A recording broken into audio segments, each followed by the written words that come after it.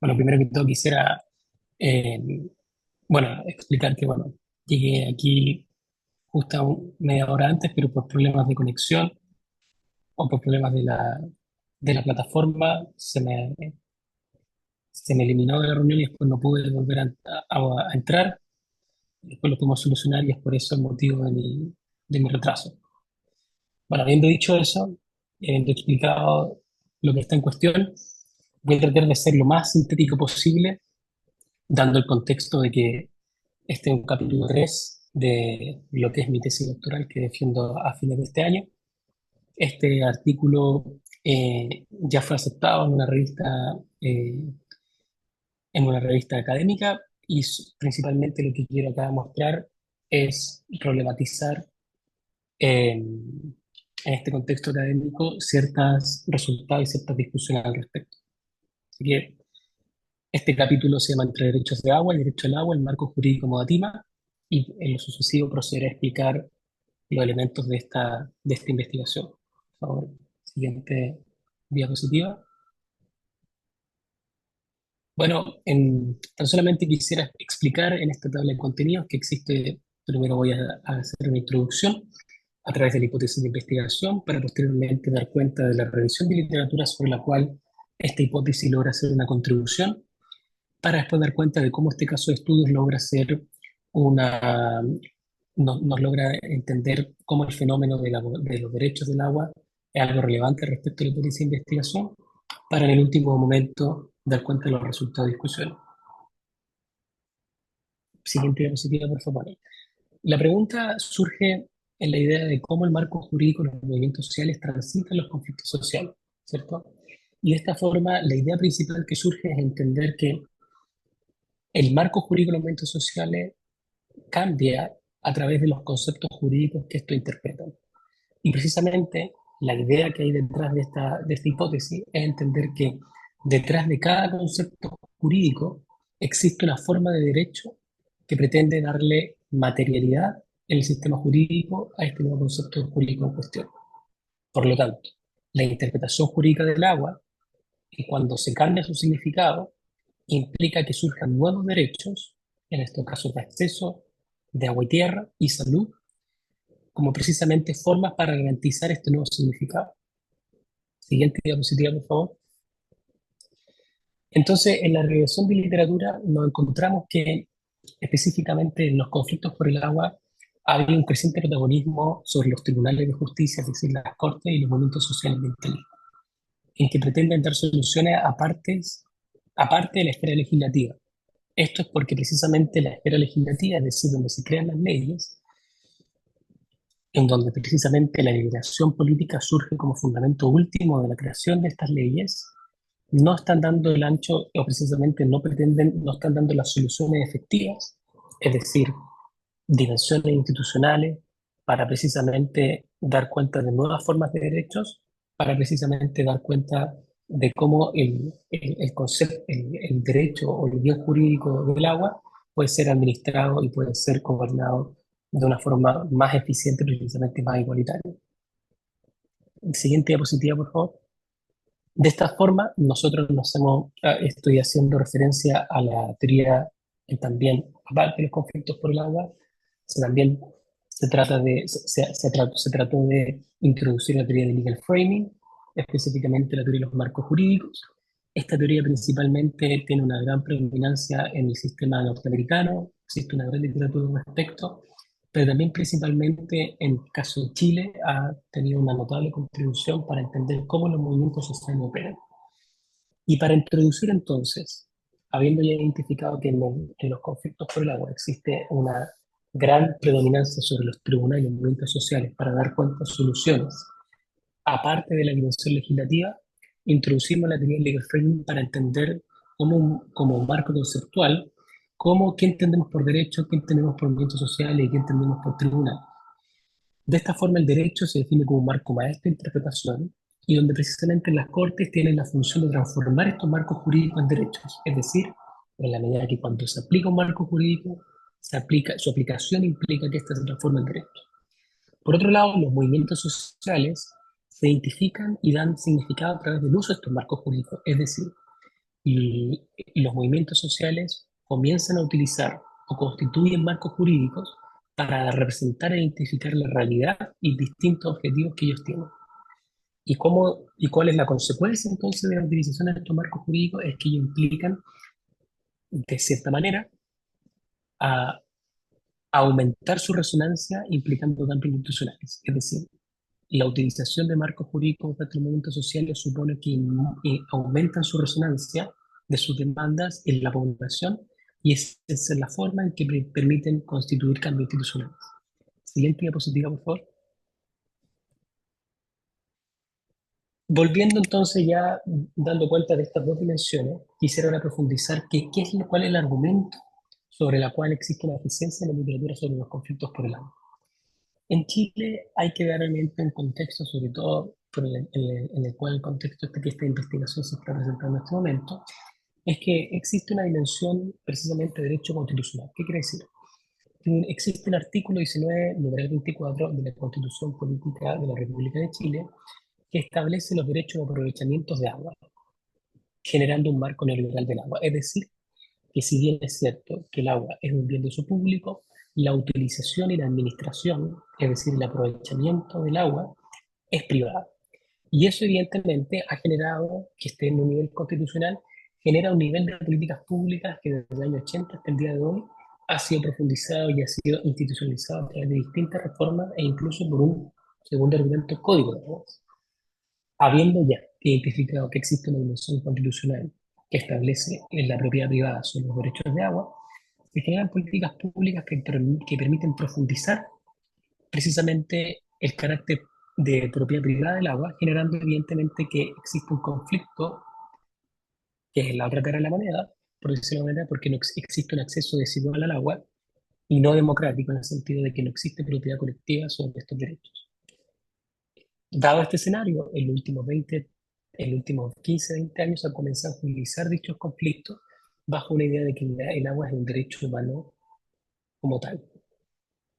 Y la judicialización de estas causas ha implicado entenderse que esto se ha formado una especie de gobernanza por el agua, en donde precisamente en contra del marco jurídico neoliberal institucionalizado a través de la legislación y primordialmente antes de 15 años a través de las cortes, de las cortes en Chile, surge como una contraposición el marco jurídico de los derechos humanos al agua, que precisamente entienden que el derecho al agua que el derecho al agua es un derecho humano común y que precisamente está en contraposición a la propiedad privada del agua.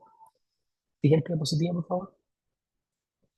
Entonces, por decirlo en simple, la literatura al respecto de conflictos por el agua, leyéndolo a través de la lectura del legal framing, no podemos entender que existe el marco jurídico neoliberal, que entiende que los derechos de agua son de propiedad privada porque su principal función es el aprovechamiento, en la cual se privilegia la producción por sobre el acceso, mientras que en los marcos jurídicos de los derechos humanos se entiende que que el Estado de Derecho principalmente tiene una obligación con el derecho internacional y que su principal función del agua es garantizar la vida y la dignidad humana. Entonces son estos dos marcos en los cuales en los últimos 15, 20 años, tanto en la dimensión legislativa, pero principalmente lo que a nosotros nos interesa, en la dimensión judicial, se han protagonizado como dos marcos en contraposición. Siguiente diapositiva, por favor. Entonces, ¿cuál es el vacío con el cual nosotros nos estamos lidiando acá? Es que no se ha especificado cómo los marcos jurídicos han contribuido a la concepción de derecho y agua de cada actor, es decir, de las cortes como de los movimientos sociales, y además existe una cierta homogeneización de los tribunales y una invariabilidad de los movimientos sociales que abogan por los derechos humanos. Es decir, esta discusión, como la he presentado, que evidentemente a través de la literatura citada en su mejor versión, existe primero no se especifica qué quiere decir derecho, qué quiere decir agua en cada actor, y segundo, existe una comprensión monolítica de los tribunales como si fueran todo lo mismo, y existe una cierta invariabilidad de los movimientos sociales como si estos no fueran susceptibles de cambiar durante el tiempo a través de su discurso en el marco jurídico. Siguiente diapositiva, por favor. Por lo tanto, habiendo identificado esto, nosotros nos sumergimos en la investigación de un movimiento social originado aquí en Valparaíso, en la región de Valparaíso, en Chile, en la comunidad de Petorca. Específicamente, que alrededor de unos 110 kilómetros de la capital de Santiago, que es, que es la, o sea, la capital de Santiago, la capital de Chile. Y Modatima es un movimiento que surge principalmente en 2011 como un movimiento de protesta para constatar la sequía, sobre la explotación y deterioro de la pequeña agricultura debido a la producción de paltos o principalmente de avocados. Por lo tanto, en el pasar del tiempo, haciendo utilización específicamente de un análisis de contenido cualitativo en términos metodológicos, la utilización específicamente de software como Atlas TI y R, lo que nosotros empezamos a establecer es de qué forma el discurso jurídico, el marco jurídico Modatima se ha constituido a lo largo de los últimos 15 años. Y la principal conclusión que hemos llevado al respecto es que Modatima genera un marco jurídico crítico que vincula el agua como un derecho humano y participan políticamente por protesta y liberación. Siguiente diapositiva, por favor. Entonces, habiendo en función de desarrollar la idea introducida metodológicamente sobre ese contenido cualitativo, lo que nosotros hicimos fue acceder a toda la documentación digital de Modatima entre el 2011 hasta el 2023 y filtrar las sentencias judiciales de la Corte Suprema y la Corte Suprema a través precisamente de distintos códigos que empezamos a establecer sobre qué es lo que queríamos analizar. Como nosotros quisimos analizar la dimensión de qué se entiende por derecho y qué se entiende por agua en cada marco jurídico, eso nos permitió a nosotros distinguir que existe, desde el punto de vista de los movimientos sociales, a Modatima, pero desde el punto de vista de los tribunales decidimos distinguir entre la Corte Suprema y la Corte de Apelación. Evidentemente, la Corte Suprema como el mayor tribunal de máxima jerarquía en la República de Chile y la Corte de Apelaciones como aquella que está subsidiariamente en un segundo nivel de jerarquía. Por lo tanto, en un principio el objetivo fue identificar la semejanza y diferencia entre dos o tres marcos interpretativos para ver si existe o no una confrontación de interpretaciones. Es decir, lo que nosotros quisimos en un principio fue testear para ver qué tan cierto, en este caso particular, la distinción que ocurre homogéneamente en la literatura de conflictos por el agua es así de cierto o no. Siguiente diapositiva, por favor. Por lo tanto, habiendo los resultados de esta investigación, de análisis de contenido cualitativo, identificamos que la Corte Suprema tiene eminentemente un marco jurídico vinculado a los derechos humanos en que define el agua como condición de vida humana y que la concepción de derechos es bastante interesante porque distingue entre derecho al agua y derechos de agua. Derecho al agua como precisamente el derecho humano al agua y precisamente como una promesa jurídica sobre la cual constantemente se ve como una base para interpretar y crear nuevos derechos, y los derechos de agua específicamente como aquellos derechos de propiedad privada que están consagrados constitucionalmente y por el Código de Agua. En otro nivel, identifiquemos que la Corte de Relaciones predomina un marco jurídico neoliberal en que define el agua principalmente como propiedad privada, y eso se debe porque la concepción de derecho que existe es la aquella que existe de derecho constitucional y derechos de aprovechamientos. Lo cual no quiere decir que no exista una mención a los derechos humanos, sino más bien todo lo contrario. Cada vez que existe, y esto sucede en ambos casos, una referencia en otro marco jurídico, ya sea en la Corte Suprema o en la Corte de Apelaciones, existe una predominancia para darle una certeza jurídica o para darle un verdadero significado jurídico a aquella comprensión que predomina en cada marco. Y en el caso de Modatima, nosotros nos empezamos a identificar que no es correctamente ni cierto ni técnicamente vincular al marco jurídico de este movimiento social como derecho humano. ¿Por qué? Porque la aplicación al caso particular, es decir, aplicar el caso Modatima, que aplica el marco jurídico de los derechos humanos a su realidad particular en Petorca, implica marcar una diferencia que no es plenamente identificable con el marco jurídico de los derechos humanos. ¿Por qué? Porque no define el agua como un bien de dignidad humana, sino más bien como un bien común de uso público, y los derechos precisamente de los derechos humanos, como los derechos humanos por definición, veremos más adelante, son indeterminados, como estos derechos son determinados, pretenden garantizar acceso a agua, tierra, salud, no son precisamente correspondientes a un marco jurídico de derechos humanos. Siguiente diapositiva, por favor.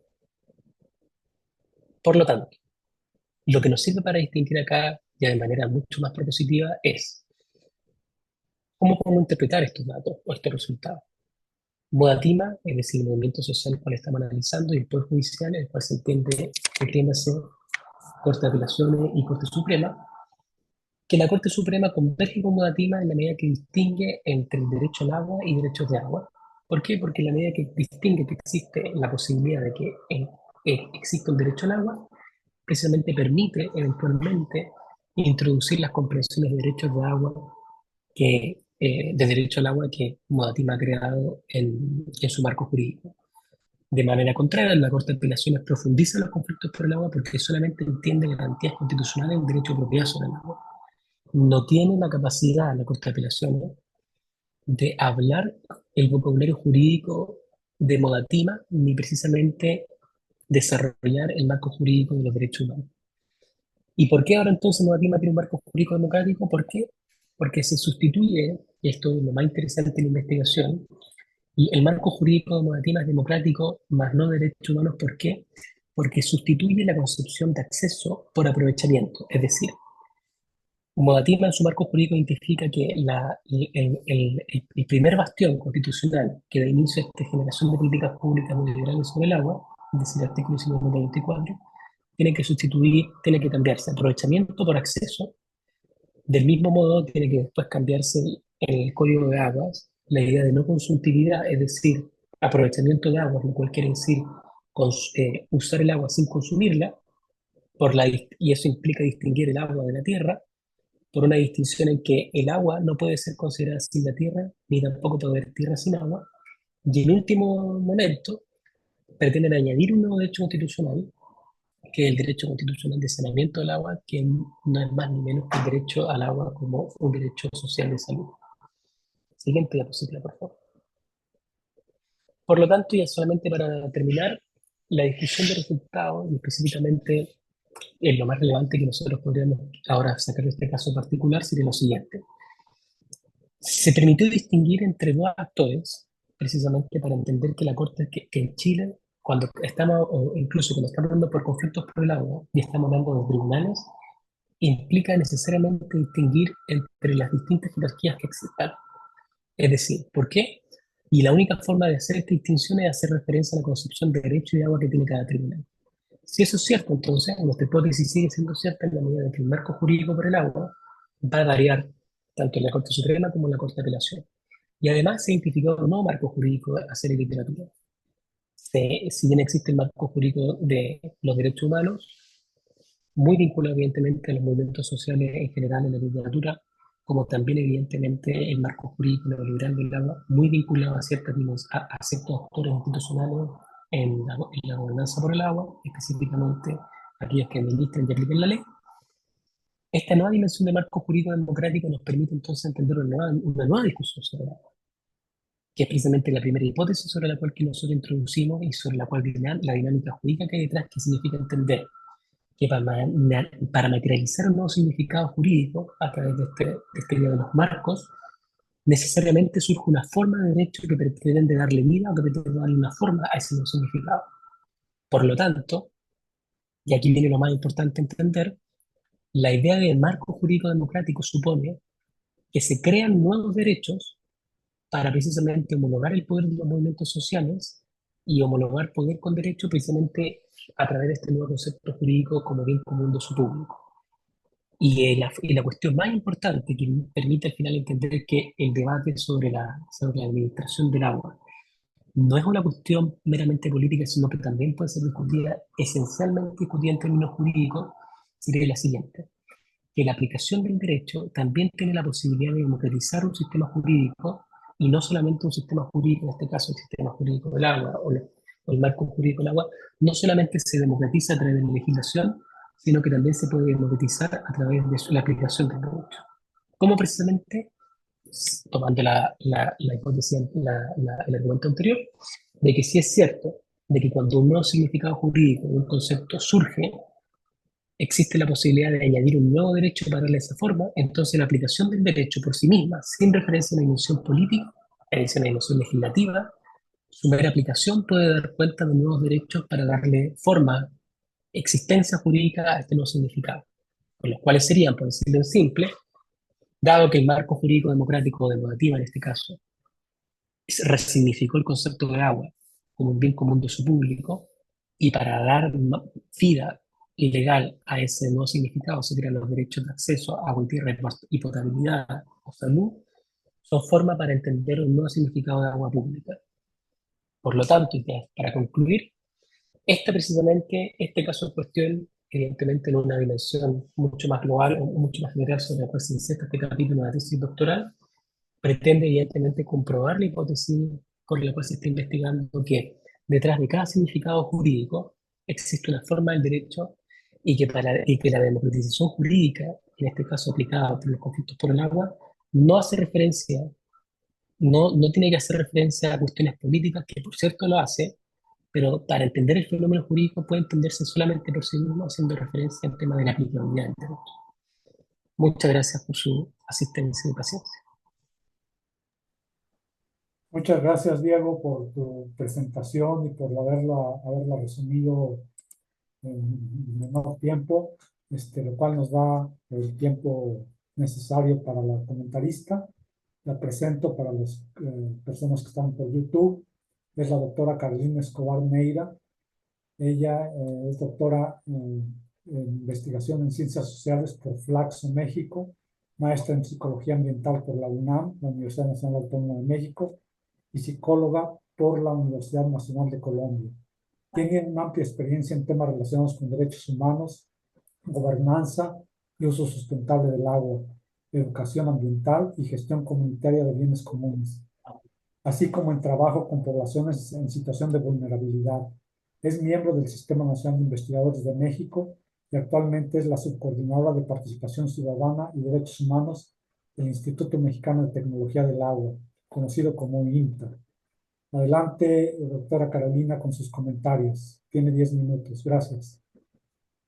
Buenas tardes, muchas gracias a los organizadores por la invitación y muchas gracias también a Diego Alonso Ramírez Pérez por esta ponencia y pues por la presentación tan sucinta que acaba de hacer. Respecto a la investigación que se presenta, quiero hacer como hacer varios punteos de momentos o de lugares claves que considero de esta investigación. Hay que considerar varias cosas. Una es que, bueno, quiero felicitar al autor y a sus asesores, porque considero que la ponencia plantea, es decir, es un estudio interesante y toma un tema que ya ha sido discutido muchas veces, que es, bueno, el tema del agua como derecho, pero lo hace desde una forma distinta. Y creo que este es un primer aporte del documento y es una metodología de análisis de los marcos legales y de los conceptos emitidos por las Cortes Constitucionales y en este caso de apelaciones, pero no, o sea, que supera la propuesta como tradicional en términos de frecuencia, ¿no? De cuántas veces se ha emitido o cuántas veces ha habido un problema llevado a los juzgados con la palabra agua, o cuántas veces la Corte ha fallado a favor o en contra en estos casos, sino que va un poco más allá o va bastante más allá y se centra en el contenido y en el sentido de los conceptos, es decir, su significado específico y particular. Y en ese sentido, bueno, acá me refiero particularmente al sentido que se le da al derecho al agua, ¿no? Al sentido del concepto y un poco en la presentación no lo ejemplificaba muy bien el autor, o más bien lo sintetizaba muy bien el autor. Al ver cuál es el sentido que tiene el derecho al agua para la Corte Constitucional, en este caso de Chile, para la Corte de Apelaciones también, y bueno, y para el movimiento mismo, ¿no? Entonces, esta forma de analizar no solamente la frecuencia en la presencia o ausencia de un concepto, sino también en el significado que se le da y todavía rastrear la base de ese significado, como en las láminas que se nos presentan de cómo cierto, por ejemplo, la Corte de Apelaciones, esto surge de un concepto neoliberal del agua en donde tiene una base fundamental en el agua como insumo para la industria, ¿no? Como parte de la materia prima casi de la producción, ¿no? Y como en la Corte Constitucional y Modatima tiene un concepto distinto más ligado a los derechos humanos. Entonces creo que como un primer aporte que destaco del documento que tuve la oportunidad de revisar completo, pues es este, ¿no? El cómo se centra, cómo rastrea el significado particular de los conceptos y incluso un poquito más atrás de dónde surge o cuál es la postura política incluso detrás de la definición del mismo concepto. Y en este sentido creo que puede constituirse en una guía para estudios comparados en la región respecto a los desarrollos jurídicos que se hacen en este sentido. En la región, en Latinoamérica, la mayoría de las constituciones ya introdujeron el concepto de derecho humano al agua en las últimas 2 décadas. Y sin embargo, esto no ha cambiado, por ejemplo, para el caso de México, esto no ha cambiado de forma sustantiva la reglamentación al respecto. Entonces, si bien en la Constitución se vincula dentro, hay una reforma constitucional que le involucra dentro de un artículo en particular, como es el caso de Chile también, en la reglamentación aún no ha pasado nada. Y entonces en la reglamentación las leyes siguen con este fundamento que no retoma el agua como un derecho humano, sino que lo retoma como un bien pues al servicio de la producción, ¿no? Desde un concepto neoliberal. Entonces, me parece importante este aporte inicial como metodológico. Luego hay otro tema que es importante, que es el de la gobernanza. Bueno, yo valoro como importante que es el de la gobernanza, porque en este modelo de gobernanza que se plantea acá se involucran nuevos actores. Bueno, hay varios elementos que yo creo que se prestaría para una discusión muy larga. Bueno, hay un aporte importante que es el conflicto también, viéndolo desde diferentes encuadres y no solamente como la aparición de repertorios de acción de un movimiento social, ¿no? Que es como los movimientos sociales tienen repertorios de acción que son confrontativos o etcétera, y que pueden llegar o no a un ámbito jurídico o un ámbito de disputa legal. Entonces, si bien este es un repertorio del ámbito legal, se disputa en un nuevo contexto, ¿no? Y ese me parece que es como un elemento adicional al análisis de los repertorios de acción de los movimientos sociales. Bueno, eso como un agregado. En cuanto me llama mucho la atención también este aporte que se hace del encuadre legal democrático del agua como un bien común público. Al vincularlo con el desarrollo o con que para el cumplimiento de esta agua como bien común público se articula de manera orgánica con otros derechos, ¿no? En este caso, del derecho al agua, a la tierra, perdón, y se vincula también con la salud. Entonces, este encuadre como más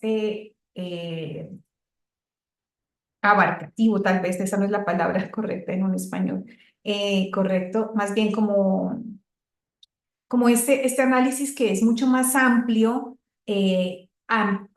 este tipo de análisis más bien amplía el concepto de bien común y le permite una movilidad mayor y un campo de acción mayor, porque supera el tema, digamos, acá se habla del bien común como más grande, a pesar de que como derecho humano están enmarcados por tratados internacionales de países firmantes como todos los nuestros, que pues lamentamos decirlo, pero que somos como muy ágiles o muy hábiles en la suscripción de tratados internacionales, pero muy poco al momento de hacerlos operativos, ¿no? De operacionalizarlos en acciones reales. Entonces, este encuadre del bien común como derecho humano, como un bien común, más bien como un bien común público, encaminado a la obtención o al cumplimiento de un derecho humano es bastante poderoso para el análisis de los elementos relacionados con el agua. Y el tercer elemento que quería aportar o que destaco más bien de este documento es cómo cambia un poquito o hay una propuesta entre líneas de una modificación al esquema tradicional de gobernanza.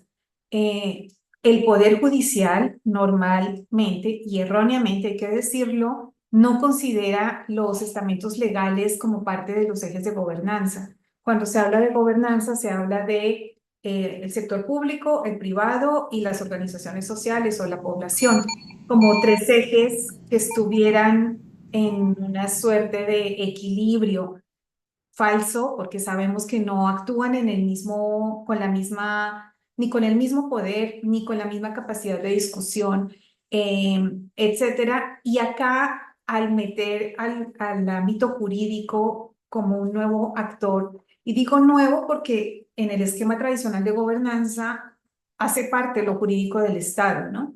Pero en el Estado también están, o por lo general en una mesa de gobernanza, quien representa al Estado son las organizaciones, más bien las entidades encargadas de regular el uso del agua. Y en este caso vemos como al interior del Estado incluso hay diferencias en la forma como se percibe y cómo se implementan estos derechos, entonces, o cómo se definen estos derechos. Entonces, esto abona a la discusión en torno a los modelos de gobernanza en los que se parte de un ideal ficticio de igualdad y equidad entre los participantes, o sea, abona la discusión al sumar un nuevo actor como el del Poder Judicial, que aún al interior tiene sus diferencias, ¿no? Entonces creo que esta es un documento que invito a todas y a todos a revisarlo, a leerlo, porque permite problematizar al menos estos modelos de gobernanza que involucran actores, digamos, nuevos, que no lo son, pero que no se le han considerado en temas de discusión, ¿no? En temas de discusión en torno a los derechos humanos, al agua y los vinculados a este derecho, no está considerado el Poder Judicial o el legislativo, sino que se considera Estado, como si fuera una sola cosa y si se partiera de un solo concepto desde el Estado. Y este es un documento que evidencia que no existe tal común denominador o tal punto cero del cual todos estamos partiendo. Entonces, por un lado, pues problematiza estos marcos democráticos per se, ¿no? Que decimos, estamos en una democracia y por tanto las medidas que se toman son medidas democráticas y por tanto los análisis que se hacen son análisis democráticos y no. Acá se problematiza el sentido democrático de las decisiones que se hacen respecto a un tema y esto me parece, una ganancia en todo sentido. Bueno, eso en cuanto al problematizar estos marcos democráticos, ¿no? De nuevo, estamos en una democracia y no por eso nuestros marcos democráticos lo son. Y no recuerdo en qué parte, pero dice como un poco como que la democracia es como un lugar al que se debe llegar, ¿no? No es un lugar, no es un punto de partida, sino es como el sueño al que aspiramos. Y lo otro es que problematiza la conformación y la definición de los actores, ¿no? De cómo los actores involucrados en estos marcos de gobernanza, sí, no parten todos del mismo concepto y no parten y no apuntan todos hacia el mismo ideal. Entonces, creo que el texto de nuevo invito a que se repase, a que se relea y en dos sentidos. Uno, para enfatizarlo, uno en términos metodológicos de cómo abordar un tema como este, escudriñando el sentido de las palabras, porque el tema de los derechos al agua y al saneamiento o los derechos humanos se nos convierte, como la democracia, en un significante vacío, ¿no? Todo es un derecho humano. Ya lo tenemos como tan incorporados que ahora casi que de manera coloquial el derecho humano es algo a lo que se acude siempre, pero que está ausente de sentido. Y me parece que desde esta ponencia se le da un sentido que bien vale la pena revisar en profundidad. Y finalmente, sí, la propuesta de democratizar, bueno, el bien común público, redefinir el agua como un bien común público y no como un activo económico, es importante como en esta aspiración de democratizar esta gobernanza, ¿no? Ampliar la base de participación en los espacios de gobernanza eh, e incorporar estos usuarios o estos actores que están en el ámbito de la gobernanza en la toma de decisiones y que han estado al momento invisibilizados, a pesar de su importantísima y estructural presencia en estos ámbitos. Entonces, creo que hay un abono importante tanto en modelos metodológicos de la gobernanza como como en una metodología de investigación al respecto. Agradezco mucho el documento. De nuevo les invito a participar, a repasarlo. Y creo también finalmente que, bueno, en México lleva 12 años la incorporación de este derecho humano al agua dentro de la Constitución. En cada país ha cambiado, pero está más o menos como por la misma década. Creo que es pertinente el repaso de este marco jurídico analítico, porque en el cierre o en la tendencia del cierre de brecha de cumplimiento de este derecho humano, eh, hay hay una tuerca que no se mueve en términos de lo jurídico. Y creo que la ausencia de movimiento en esta tuerca, en este engranaje, es justamente el origen desde donde se está partiendo, y es que para algún tipo de instituciones el agua sigue siendo un, un producto con el que se genera riqueza, ¿no? Gracias. Y no otra cosa. Entonces, bueno, con eso cierro. Muchas gracias. Muchas gracias, doctora Carolina Escobar, por sus atinados comentarios. Tenemos una pregunta que es, ¿no debe ser primero el derecho a la naturaleza al agua para que los humanos podamos tener efectivamente derecho al agua? Es decir, ¿dónde queda la biodiversidad o la naturaleza y su derecho al agua? Cambio.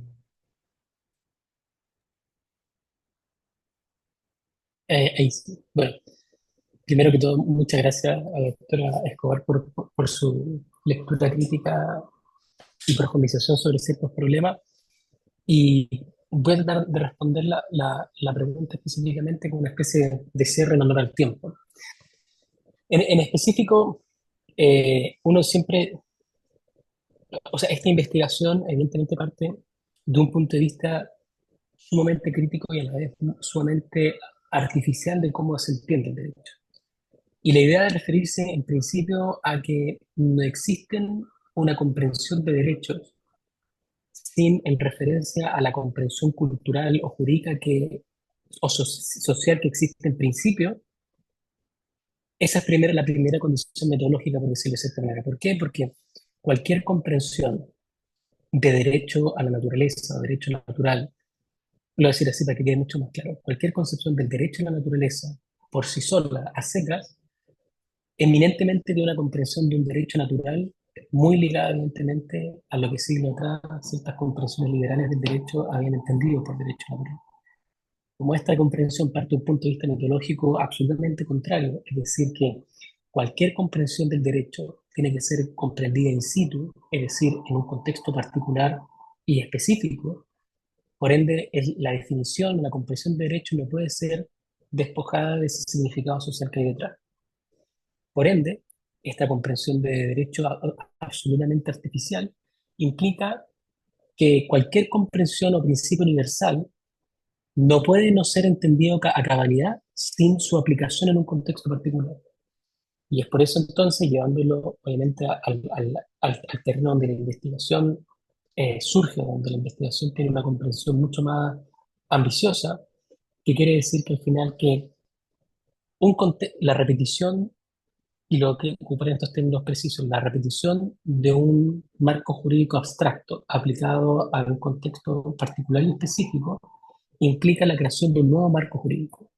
Y específicamente es bajo esa idea que si cuando Modatin, en este caso este movimiento social, aplica un marco jurídico de derechos humanos que es solamente abstracto, solamente universal, solamente por definición indeterminado, cuando se le aplica un caso particular, es decir, un conflicto por el agua, en específico, cuando existe un acceso desigual al agua, específicamente cuando existe tierra sin agua, o donde no existe acceso al agua y donde no existe agua potable, se traduce ese, o mejor dicho, se convierte ese marco jurídico humano, ese marco jurídico de derechos humanos, en un marco jurídico democrático. ¿Por qué?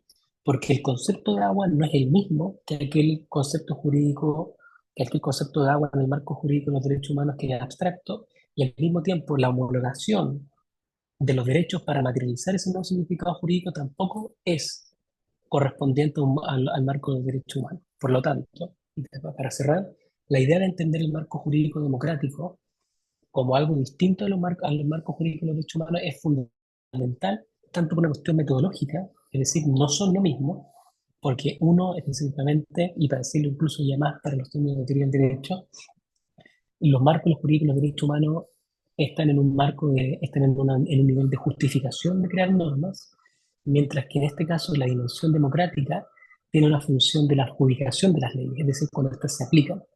Y precisamente la obsesión de esta investigación en este caso es entender que puede haber democratización jurídica, es decir, a través de la forma de los derechos, sin hacer referencia alguna, y es lo que el caso trata de demostrar, sin hacer referencia alguna a consideraciones políticas.